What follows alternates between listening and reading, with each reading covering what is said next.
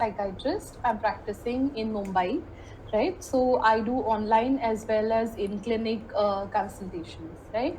So today's topic is digital detox, and I believe that we do understand somewhat what this topic is about, right? But I am not just going to focus on the bad things about the whole social media and technology and all those things. We are going to talk about the good things and how it might be affecting some of us, and how we need to look out for the signs that are not that useful to us, and how should we make maximum use of the digital media, right, as well as take care of our mental health, right? So let us start with the first slide. One second. Okay, so now what do we do when we wake up, right? So just try to think about it, that when you wake up in the morning, what is the first thing you do? And I can tell you that I will pick up my phone. That is what I do, right? And the minute I pick up my phone, the first thing I will do is I will go to WhatsApp and I will look at all the messages or whatever has come in, right? After that, what I'm going to do is I'm going to look what appointments I have, right? How is my day? I might even go ahead, read my mails, or try to reply to them. See, this is like in the 5 minutes that I have just opened my eyes, the first thing is pick up the phone, right? After that, I will definitely go onto my social media and I will start looking at the reels that my people, my friends have put. I will go to Facebook and then I will look what great things people are doing. Okay, I will start that immediate automatic feeling of comparison, negativity, little bit of jealousy starts coming in me in the morning itself. After that, some of us will watch some YouTube videos, we will listen to music. So the point that I am trying to make over here is this, that after we get up, all of us will get hooked onto some sort of phone or laptop or iPad or something, right? Now, what do the numbers say? This is just you and me. Now, what do people all around the world actually do, right? So since 2001, the use of internet has shot up by 1,000 times. So you can understand how much there is use of the social media, internet, right?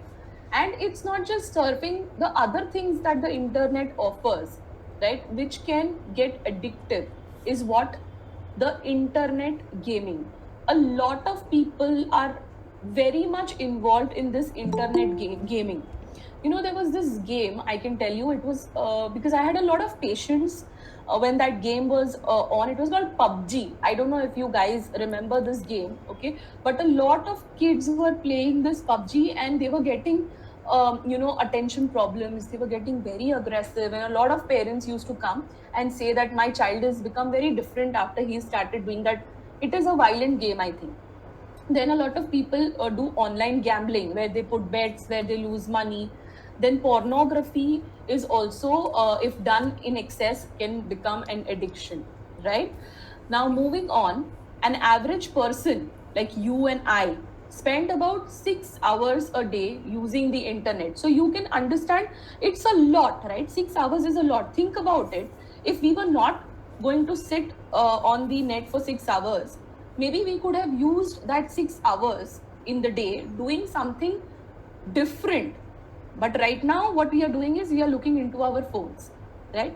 The children who are 8 to 10 years of age will use it for 8 hours, okay? And the elder children, like 10 to 18, they go up to using it for 11 hours a day, right? That's almost like, let's say you are sleeping for 8 hours, okay? And you have what, like another 12 hours, 13, 14, 15 hours when you're awake. Out of that, if you're 11 hours, you're on the social media or electronic media. So your time is wasted, right?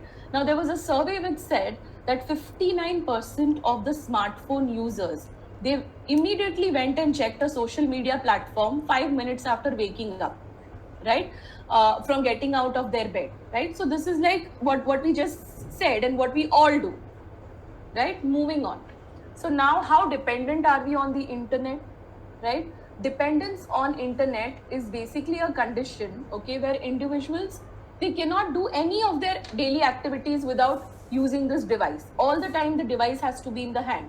for communication. That is all we know. We know that we call each other through this, we do WhatsApp, right? We send messages to each other. So communication, yes, we use it. Apart from that, for work, so all of us know that during this pandemic era, okay, this was what actually saved our jobs, that we could work from home. We did not have to travel in the pandemic. In fact, if you see that today also we are having this discussion on online itself, right? Apart from that, play, as I told you, a lot of gaming happens on internet, right? Education, so our classes, our schools, our colleges were shifted online, and we studied online, right? There is this Baiju, which is also an online learning platform, where a lot of children have taken up this subscription for Baiju's, right? Then entertainment, songs and movies and Netflix, and we binge watch a lot of serials, which we never could do previously, because like we had like one episode a week, and we had to wait one entire week for that episode to come. Now we can just binge on Game of Thrones and Wednesday and all these shows, right? Then shopping is also something which has now which has become so easy now. We just click some buttons, we pay, and the thing comes to our house. If we don't like it, we return it, right? So basically, I'm trying to say is we are dependent on it for quite a lot of things, right? Moving on, how is it harming us? Because see, we established that we require it for a lot of things, but then is it good, is it bad, what is it, right? So one thing that happens is, when you are on the social media a lot of times, or you are WhatsApping or things like that, is that it's seen that people feel an increased amount of stress. Why? As I mentioned, that let's say we go and we see somebody's profile, okay, that person has started putting the achievements, that I got this degree today from this big college, right? And graduation hat they will put, and they will put photos, right? When we look at that, okay, no matter how good we are doing, we end up feeling that, oh, this person is really doing great in his life. They will put photos of vacations to Maldives, or they have gone to in some snow, and they're taking photos of that snow. And we also feel like, wow, we don't go to this place when it is hot and the weather is nice, and these people afford to go to Switzerland and Europe in the snow season.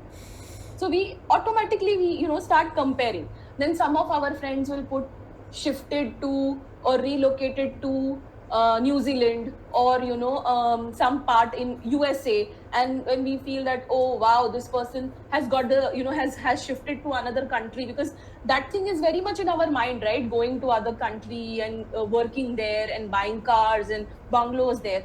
So we do, some person says that we got citizenship of that country online, so that also hurts us, right? Car photos, some fancy bikes, right? So it adds to our stress, because nobody, see, we all are doing what we can do. We are struggling. I mean, this kind of comparison is something that is not making us go forward. It is kind of dragging us down, it is pulling us down. It is a little bit toxic, okay? Then there is this term called nomophobia. I think a lot of people must know this. This is like when you don't have your mobile with you, you get this really scared feeling that, oh god, where did my mobile go, I need to call it. Sometimes I feel that I have almost lost one arm if my mobile is not with me. I feel that handicap, right? Then there is another new term which has come, which is called FOMO, fear of missing out, which all of us do feel, right? If we don't look into the phone, and if we don't read a certain thing, we will not be updated, or we will not come to know about the latest things that are happening. We will miss out, right? Then another term that is there is called fubbing. What is fubbing? Fubbing is like, let's say you are in a group, and everybody is having a good time, everybody is chatting, joking, but there is that one or two people in that group who will just be in their phone. You crack a joke and they will be somewhere in their world, right? So this is like ignoring others, or ignoring face-to-face contact when you have your mobile in your hand. Is called fubbing, okay? Then what it does is, how is internet harming us? Our memory is going for a toss, concentration is going for a toss. So I come from an era, or I come from the time when there was landline. There was that phone that we used to use, that landline phone, right? And if you remember, we knew so many mobile numbers, not mobile numbers, landline numbers. We remembered so many, right? Our uncle, our auntie's numbers. But now if you see, I have two mobile numbers. One I remember and one I don't, because it never, I never had the need to remember it. I was just forwarding it to people, and I did not even bother to remember my own mobile number. So this much, memory is getting hampered. Then if you remember the routes also, if let's say we want to go to a particular place, we will try to remember how to go, take a left, take a right, go straight. Now what I will do is I will put it on the Google Maps. Okay, and even though I have been there once, I know how to go there, but for convenience sake, why will I give my brain that much also this, in that much time maybe I'll call somebody and talk to them. So I will put that known destination also on Google Maps, right? Then birthdays, I don't remember anybody's birthday, nobody's birthday I remember. I wait on Facebook, that Facebook will send me an update, and then I will wish them, right? So here our memory is suffering. Apart from that concentration, let's say I am doing something important, okay, and I need to focus on it. Maybe I'm studying, okay, maybe I'm studying and I need to finish these chapters, and in the middle of that my phone is pinging, okay. I am telling myself that no, I am not going to indulge into that, or maybe I am not going to pick it up, but let me just see if there is something really important. So you'll just pick it up, okay, and you'll see, and in 2 minutes time, from there you might have gone to some other WhatsApp or some other place, and you are completely like 10 minutes, after 10 minutes you realize that, oh, I was studying, so the concentration is also getting affected. So I personally feel that if you are studying, or if you really have a deadline, try as much as possible to keep your phone away, because they have this really notorious tendency of pulling you towards them. Then there is impatience that increases because of mobile. Everybody is available 24/7, so you can see that they are online, okay, in the night 2 o'clock you see that they are online. So what we feel is that because they have their phone with them 24/7, we can, they should be available 24/7. So let's say we'll send a message on WhatsApp, we will see that there is that blue tick, but this person has not replied back. We feel a little, we don't feel good, we feel that why is this person ignoring me? These kind of thoughts, these kind of unnecessary negative thoughts start coming in our head. Apart from that, sleep. So we all agree that many of us use mobile before going to sleep also, right? Or we are watching some Netflix or something scrolling we are doing in the night. So what we don't understand is that the entire day we have worked, or we have done some physical activity, and our body is tired and ready to sleep, okay. But what we have done is our mind we have activated by using that phone, which has got that blue light which is activating your brain. Along with that, what we have done, we have read some things, we have kind of given some food to our brain, and then we go to sleep, okay. Our mind is working and working and going on thinking about that song that you saw, or something that you excuse me, something that you read, right? And in the morning when you get up, you don't feel that you slept well, you feel that sorry, 1 minute.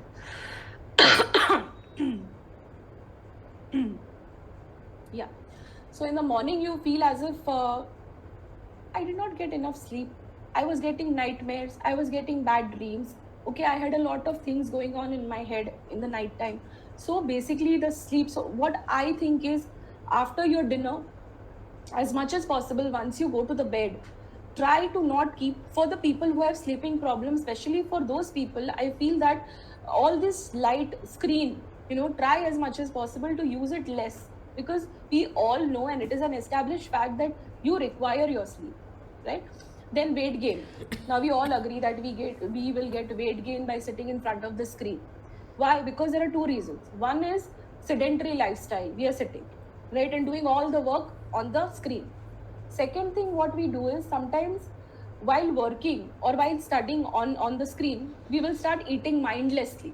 The food is kept in front of us, and we will just start eating without seeing that how much quantity food we ate, how much chips you had, how much biscuit you ate. Just went on eating, and then your weight is increasing, right? With that, what happens is, if your posture is not good, then you start feeling this neck stiffness, headache, back problem. All this also comes because you're just, in that position, or you're just looking at your screen, right? Everybody knows that your eyes also, your vision also, a lot of stress comes because of that screen, right? Apart from that, when all these things come into play, okay, and when you feel that uh, there is a lot of negativity that is coming towards, see, we don't realize, but subconsciously we have absorbed that negativity into ourselves, and then all of a sudden we see that our mood is going down. We don't feel as excited as before, as motivated as before, and we think, what happened? Why don't I feel that interest in doing things? Why don't I want, to do some good things? You don't know the reason, but the reason is this, that somewhere in your mind you have, you have absorbed that kind of negative vibes that you're getting. Okay, so this is also important. It can lead to a lot of anxiety and depression. So I can give you an example. One of my patients, he is a businessman, and during the pandemic time, what happened was, his entire business got shifted online because the shop was closed. So every time, any problem used to happen or anything, his phone used to ring.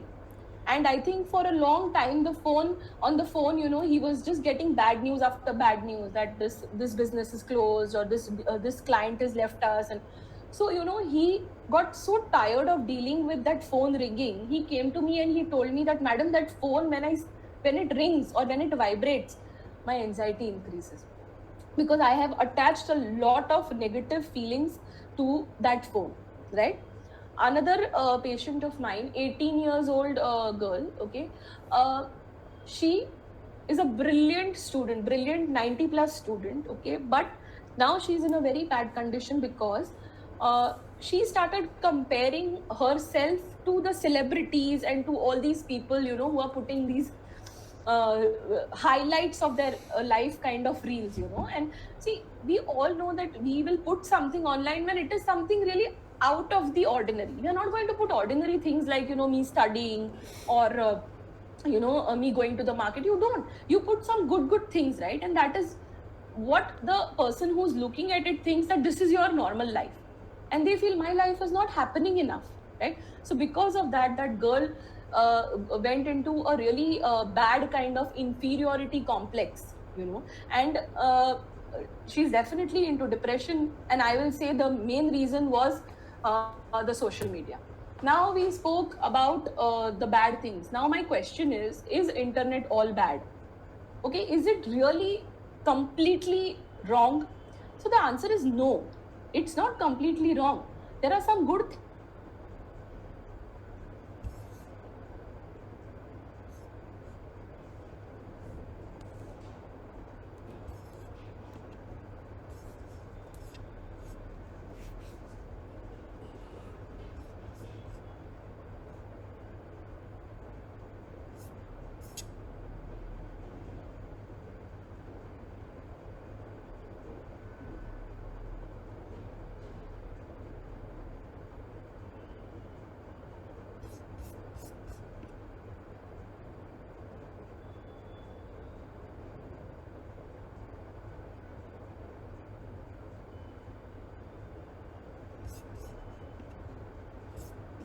Yeah, can you see me?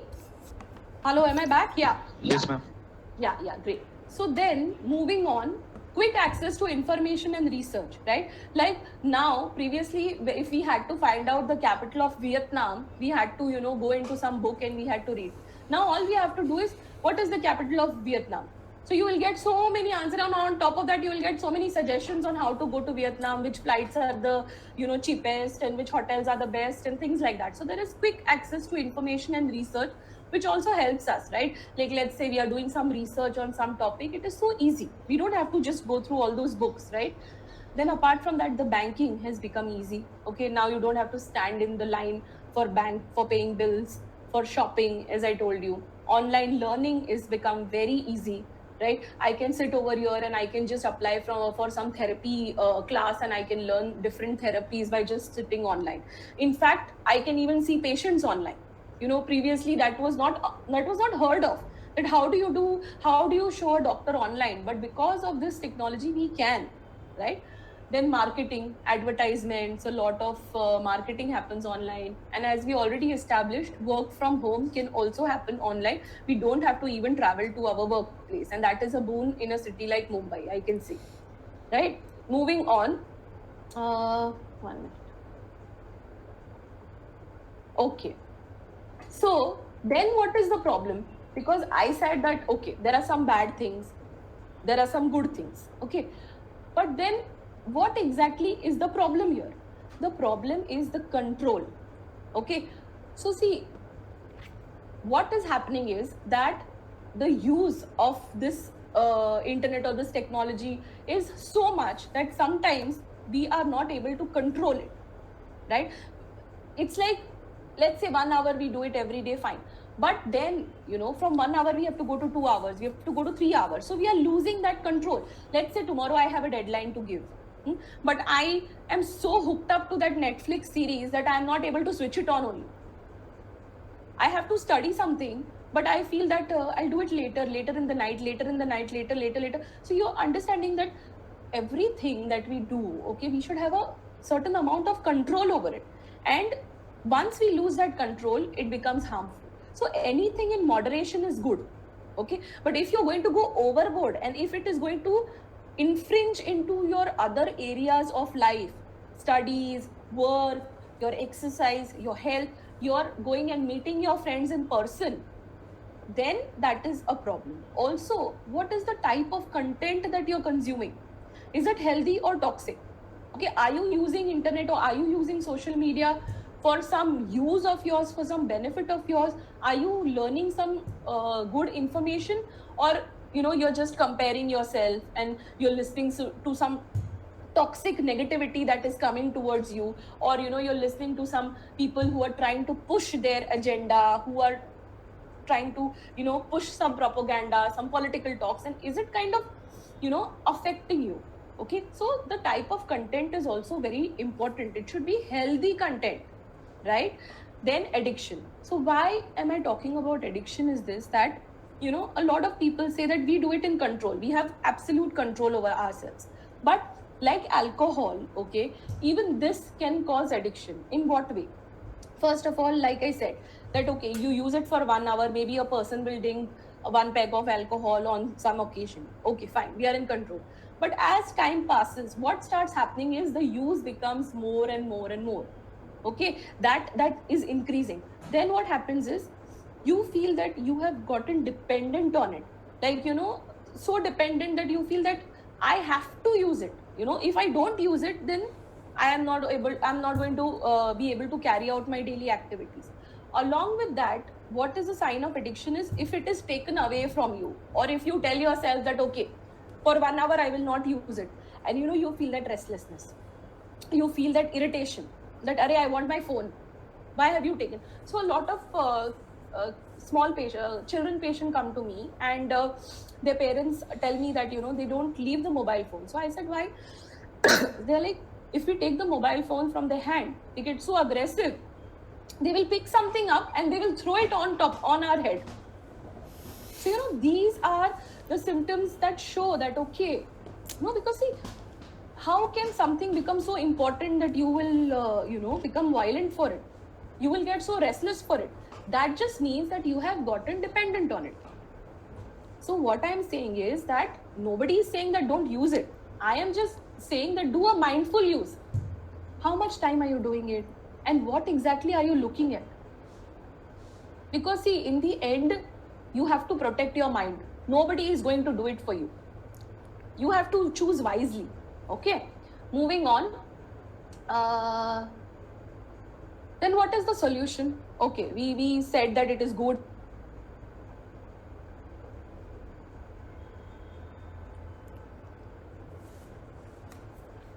Detox, it is basically keeping your gadgets, be it your laptop, be it your iPad, be it your phone, okay, for some time in a day, okay, or maybe a week. It is up to you. You decide. You do not use it. Okay, that is what digital detox basically in short means. Now the question is, people will ask me, why do you think we need digital detox? How do you know that we are right candidates or we are, suffering? Okay, the signs are this, that if you feel anxious or stressed when you cannot find your phone, so I definitely do. So I think I am definitely a candidate. Then you feel compelled to check your phone every few minutes. The phone is not ringing, the phone is not pinging, nobody is messaging you, but still you feel like, let me just pick it up and let me see if I have missed something. That Yeah, kind of ma'am, exactly. restlessness, that kind of restlessness, right? Then you feel depressed, angry, or anxious after spending time on social media. Like I said, that most probably you have consumed something which has subconsciously or without your knowledge affected you in a very negative way, right? Then you are preoccupied with this like, comment, or reshare counts on your social post. So this happens to me also. If I put a reel on Insta, I will keep on checking and refreshing to see how many likes I have gotten or how many views I have gotten. See, if I think of it, it really doesn't add any value to my life as such. It's okay, I put it out there. If people see it, if people don't see it, it's their loss or their gain. Why am I getting so that kind of validation, that kind of what do you say, acceptance is what we are seeking from, and from where? This kind of virtual media. Don't know who's sitting behind that screen. You don't know what they feel about you. It is so easy to just troll somebody, to stalk somebody, to write some really mean, nasty things to somebody. Okay, and we sometimes have to become victim to that, and we really should keep ourselves away from this kind of nonsense, because these are the kind of people who can do things behind the screen only. Okay, so we don't want to expose ourselves to that. Then you are afraid that you will miss out something if you don't keep on checking your device. That is FOMO. We spoke about FOMO, right? Then you often find yourself staying up late or getting up early to play on your phone. So I can tell you that I stay up late, okay, really late, to be on the phone, because when I go to bed, I am very sleepy. But then once I start looking at those reels, 1 hour, 2 hour, 3 hour, I don't know where it is gone. It is that addictive. If you also notice that, okay, then you have trouble concentrating on one thing without having to check your phone, which is again true. Okay, every 5 minutes I want to see what is there on my phone. So yes, these are the signs. Okay, then now the question is that how do you do this thing? Okay, we understood what digital detox is, but is it that easy? No, not at all.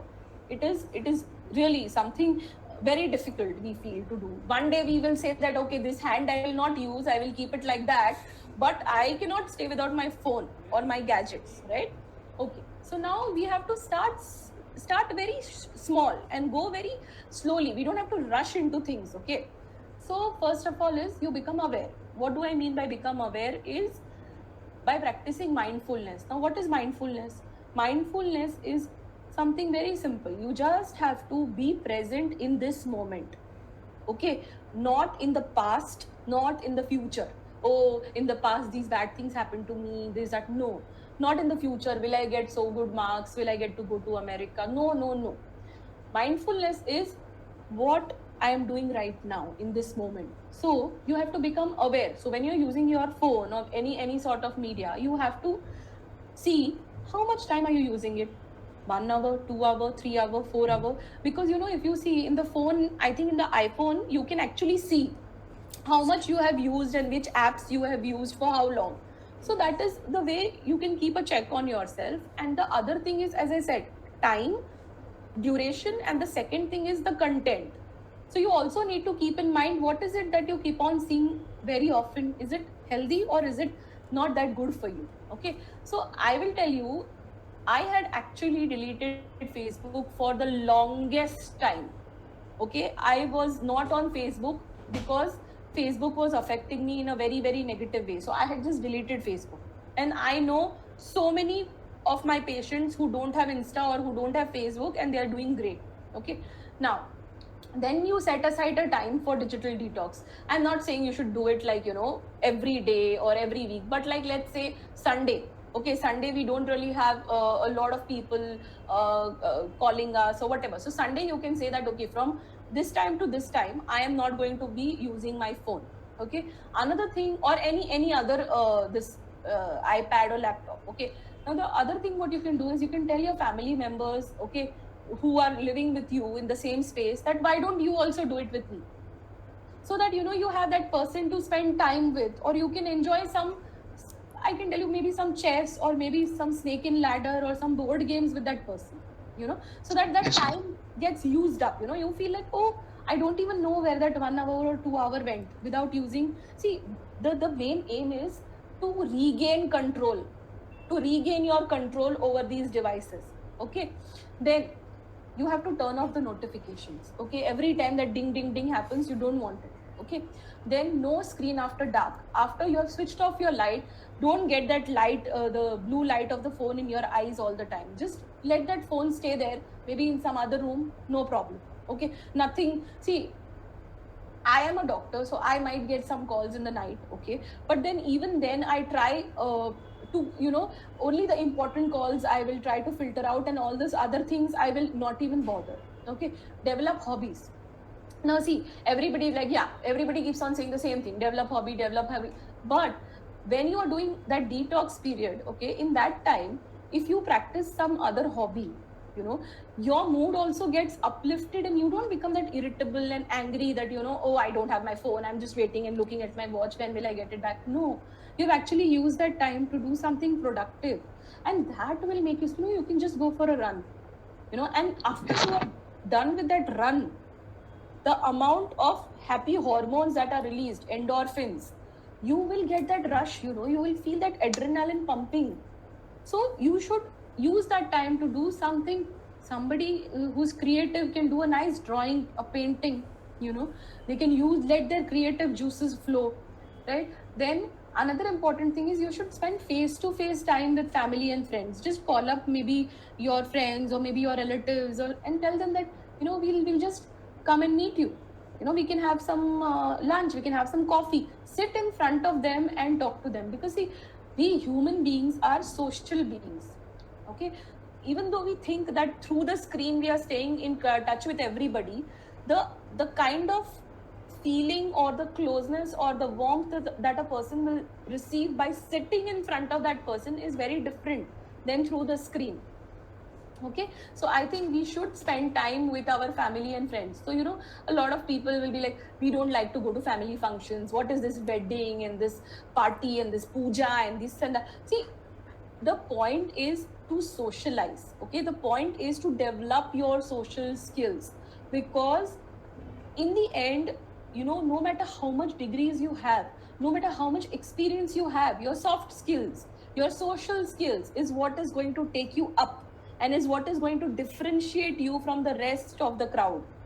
Okay, so yes, ma'am. you need to develop, you need to be a smooth talker, you need to be a good you need to have a good EQ, emotional intelligence.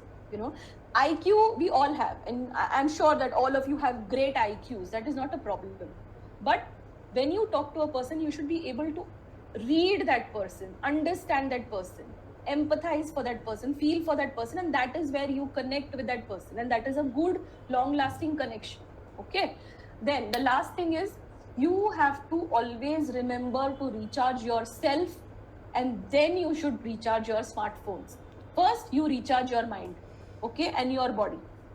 Moving on, we all know this slide is like, everybody knows, eating, exercising and sleeping, everybody knows. Okay, moving on. Now here is where I come into play. Okay, that when should you really consult a mental health professional, when should you go to a psychologist or a psychiatrist, right?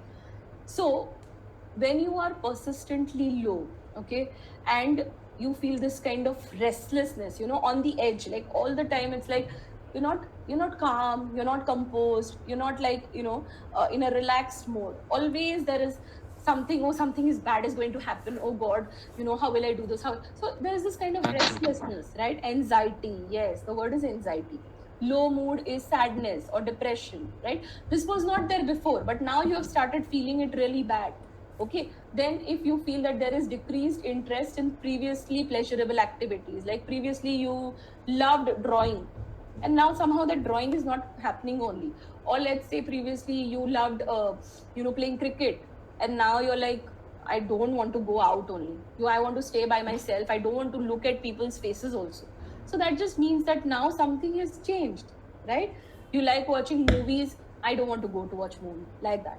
Unable to feel or experience emotions, sometimes you end up feeling very numb. You're seeing your mother is shouting, your father is shouting, what are you doing, this, like, something in you is just switched off, nothing is like really moving you, then decreased interest in work or unable to concentrate, you're not able to study, you're not getting good grades, you're not getting good marks, and this was not there previously. Then crying, if you're crying a lot, okay, feeling of hopelessness, that what's the point, helplessness, that I can't do anything, I'm useless, worthlessness feeling, if you're getting these kind of really negative feelings about yourself, insecurity, because you have already compared yourself to all these people who have put great things about themselves, and now you feel like, what am I doing with my life? What's the point of living now? Should I just end myself now? Death wishes, right? A lot of people, just to numb these feelings, will also take up some sort of other addictive behavior, like let's say cigarette, alcohol. Some end up doing hardcore drugs also, right? So basically these are all the signs.